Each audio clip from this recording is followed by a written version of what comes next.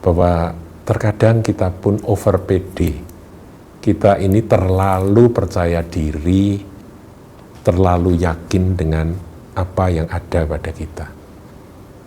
Sampai dia berkata begitu, sekalipun mati aku tidak akan pernah menyangkal engkau. Tapi Tuhan sudah berfirman, sebelum ayam berkokok 2 kali, kamu sudah menyangkal aku 3 kali. Dan itu bagi Petrus mustahil. Jadi Petrus itu ngelawan Tuhan, saudara. Shalom, saudaraku. Saudara, kalau kita membaca firman, kita akan temukan bagaimana kesalahan-kesalahan dari tokoh-tokoh yang ada di dalam Alkitab itu dicatat. Dan salah satu di Perjanjian Baru, saudara, kalau kita baca Injil Markus, di situ kita temukan bagaimana kesalahan demi kesalahan, kekonyolan demi kekonyolan yang dilakukan oleh tokoh yang luar biasa, yaitu Rasul Petrus, saudara, murid Tuhan yang paling menonjol. Kita tahu bahwa Injil Markus ini ditulis oleh Yohanes Markus yang adalah murid dari Petrus. Jadi saya yakin ketika Markus itu mencatat akan Injilnya, Injil Markus ini, di sana Petruslah yang mendiktekan, yang menceritakan, dan yang berkata mungkin, Markus, ceritakan semua kegagalanku, semua kelemahan dan kesalahan yang aku pernah buat.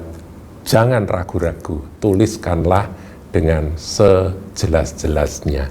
Itulah sebabnya kalau saudara baca Injil Markus, di situ kisah tentang kekonyolan yang dilakukan oleh Petrus itu diceritakan dengan begitu terus terang. Nah, ini adalah salah satunya. Kita lihat, saudara, ya. Judul perikopnya Petrus menyangkal Yesus. Itu ada di Markus 14 ayat 26 sampai 31. Saya bacakan, saudara, ya. Sesudah mereka menyanyikan nyanyian pujian, pergilah mereka ke Bukit Zaitun, ya, menuju ke Taman Getsemane. Ayat 27, lalu Yesus berkata kepada mereka, kamu semua akan tergoncang imanmu, sebab ada tertulis, aku akan memukul gembala dan domba-domba itu akan tercerai-berai. Ayat 28, akan tetapi sesudah aku bangkit, aku akan mendahului kamu ke Galilea. Jadi Tuhan itu sudah menyatakan dengan sejelas itu, saudaraku. Sangat jelas bahwa setelah aku bangkit, jadi nanti Tuhan akan bangkit, ya. Tapi sebelum bangkit kan dia harus mengalami akan penderitaan, yaitu penyaliban, kematian. Ayat 29. Kata Petrus kepadanya, nah ini Petrus ini memang seorang yang impulsif. Ketika Tuhan ngomong gitu, Tuhan bicara gitu, dia langsung membantah. Kata Petrus kepadanya, biarpun mereka semua tergoncang imannya, aku tidak. Padahal Tuhan berkata, nanti kamu semua akan tergoncang imanmu. Tuhan sudah berfirman, tetapi Petrus membantah. Biarpun mereka semua tergoncang imannya, aku tidak. 30, lalu kata Yesus kepadanya, aku berkata kepadamu, Petrus, Simon, sesungguhnya pada hari ini, jadi nggak pakai lama, hari ini juga, malam ini juga, nanti malam gitu ya, sebelum ayam berkokok 2 kali, engkau telah menyangkal aku 3 kali. Angkanya sampai disebut. Dan tandanya juga disebut, yaitu ayam berkokok. Saudara, ada beberapa gereja yang di atasnya itu ada ini ya Pak, ada tanda ya bentuk siluet gitu, adalah ayam jago, saudara. Ya, ayam. Sampai gerejanya disebut gereja ayam, itu ada di mana-mana, saudara. Itu sesungguhnya mengingatkan kita akan peristiwa ini. Bahwa ayam itu berkokok, sebelum itu Petrus menyangkal 3 kali. Ayat 31 ini yang saya ingin ngajak Anda untuk merenungkan dan membahas. Barangkali kita perlu belajar dari pribadi yang bernama Petrus ini. Tetapi dengan lebih bersungguh-sungguh. Nah, tetapi dengan lebih bersungguh-sungguh.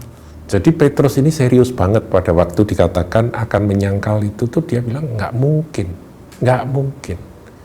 Aku tuh mencintai Tuhan, aku itu nggak takut mati, aku itu siap untuk bela pati bersama dengan guru gitu ya. Itu yang ada di dalam pikiran, ada di dalam hati Petrus, tulus, murni, dan dia jujur saat itu dia nggak ada takutnya, saudara. Maka dia berkata, tetapi dengan lebih bersungguh-sungguh. Jadi dengan lebih bersungguh-sungguh, tadi sudah sungguh-sungguh, sekarang lebih bersungguh-sungguh. Kalau tadi dia berkata, biarpun mereka semua tergoncang imannya, aku tidak. Wah, itu sudah sungguh-sungguh. Sekarang lebih bersungguh-sungguh, Petrus berkata, sekalipun aku harus mati bersama-sama engkau, aku takkan menyangkal engkau. Saudaraku, saya menangkap Petrus bersungguh-sungguh dan lebih bersungguh-sungguh. Artinya dia tidak asal ngomong. Dia sadar dengan apa yang dia ucapkan. Dan dia yakin dengan apa yang dia katakan. Bahwa dia siap mati bersama dengan Tuhan. Karena dia mengasihi Yesus. Selain mengasihi Yesus, Petrus mungkin juga punya sifat berangasan ya, yang tidak takut mati gitu ya.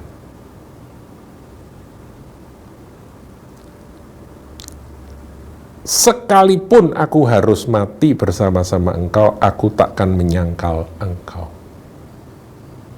Nggak mungkin aku menyangkal engkau. Jadi dia betul-betul aku yakin bahwa dia tidak akan pernah menyangkal Tuhannya.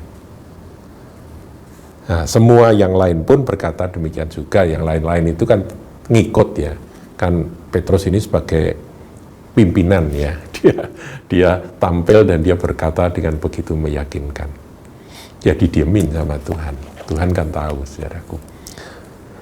Peristiwa ini menjadi perenungan buat kita. Bahwa terkadang kita pun over pede. Kita ini terlalu percaya diri, terlalu yakin dengan apa yang ada pada kita. Sampai dia berkata begitu, sekalipun mati aku tidak akan pernah menyangkal engkau. Tapi Tuhan sudah berfirman, sebelum ayam berkokok 2 kali, kamu sudah menyangkal aku 3 kali. Dan itu bagi Petrus mustahil. Jadi Petrus itu ngelawan Tuhan, saudara. Petrus itu ngelawan firman Tuhan. Tapi ya itulah manusia, saudara. Terkadang Anda, saya, kita, saudaraku, juga demikian. Kita nggak bisa ngukur kekuatan diri kita sendiri. Sehingga mudah bicara, enteng bicara, bahwa seakan-akan aku tidak mungkin akan melakukan hal itu. Ada hal lain ya, ada seorang yang dia setia pada istri, dia melihat ada kawannya yang jatuh dalam perselingkuhan, kemudian dia berkata, bahwa aku nggak mungkin melakukan kayak gitu, begitu ya. Saudaraku, saya tidak katakan bahwa punya keyakinan, punya prinsip bahwa aku tidak akan melakukan hal yang sama yang dilakukan orang lain, itu salah. Enggak, punya prinsip itu benar. Tetapi kekuatan kita sesungguhnya bukan dari diri kita sendiri. Kemarin kita sudah belajar, saudaraku, bahwa kalau aku lemah, aku kuat. Kita harus menyadari bahwa diri kita ini lemah. Saat ini merasa kuat, besok sudah berbeda, saudara. Saat ini merasa kita ini nggak mungkin melakukan atau jatuh dalam hal itu. Besok kita lemah dan kita dengan sangat mudah jatuh. Seperti Petrus, saudaraku. Dan sungguh, pada waktunya nanti Petrus mau membuktikan bahwa dia siap mati bagi Tuhan, waktu Tuhan dibawa ke hadapan imam besar. Dan ketika perempuan itu melihat Petrus sedang berdiam, ia menatap mukanya dan berkata, engkau juga selalu bersama-sama dengan Yesus orang Nazaret itu. Ayat 68, tapi ia menyangkalnya dan berkata, aku tidak tahu dan tidak mengerti apa yang engkau maksud. Lalu ia pergi ke serambi muka dan berkokoklah ayam. Sekali ayam berkokok. Ketika hamba perempuan itu melihat Petrus lagi, berkatalah ia pula kepada orang-orang yang ada di situ. Orang ini adalah salah seorang dari mereka. Ini budak perempuan, saudara. Bukan prajurit yang mengatakan itu pada Petrus. Ayat 70, tapi Petrus menyangkalnya pula. Tidak lama kemudian orang-orang yang ada di situ berkata juga kepada Petrus, engkau ini pasti salah seorang dari mereka, apalagi engkau seorang Galilea. Ayat 71, maka mulailah Petrus mengutuk dan menyumpah dan bersumpah. Jadi mengutuk-ngutuk dan sumpah-sumpah. Aku tidak kenal orang yang kamu sebut-sebut itu. Ayat 72, dan pada saat itulah berkokoklah ayam untuk kedua kalinya. Maka teringatlah Petrus bahwa Yesus telah berkata kepadanya, sebelum ayam berkokok 2 kali, engkau telah menyangkal aku 3 kali. Lalu menangislah ia terseduh-seduh. Saudara, pelajaran ini penting buat kita. Jangan sampai kita terlalu pede dengan diri sendiri. Merasa bahwa aku tidak mungkin jatuh dalam hal itu. Biar kita ini tetap tinggal dalam kasih karunia Tuhan. Kalau saudara tidak jatuh dalam 1 atau 2 dosa, seperti yang terjadi pada saudara-saudari yang lain, itu karena kasih karunia, bukan karena kekuatan kita. Jangan sampai seperti Petrus. Tuhan tahu bahwa Petrus ini manusia yang over pede, yang seringkali terlalu percaya diri. Perlu dikasih pengalaman, dan pengalamannya menyakitkan sekali. Membuat dia menangis terseduh-seduh. Karena dia sungguh-sungguh cinta Tuhan, tapi dia nggak sadar bahwa dirinya lemah. Oleh sebab itu, saudaraku, bagi Anda, bagi saya, bagi kita yang cinta Tuhan, baiklah kita mengasihi Dia, tapi jangan sok kuat, jangan sok hebat. Biar setiap kali kita merendahkan diri di hadapan Tuhan dan berkata, Tuhan, kalau aku lemah, aku kuat.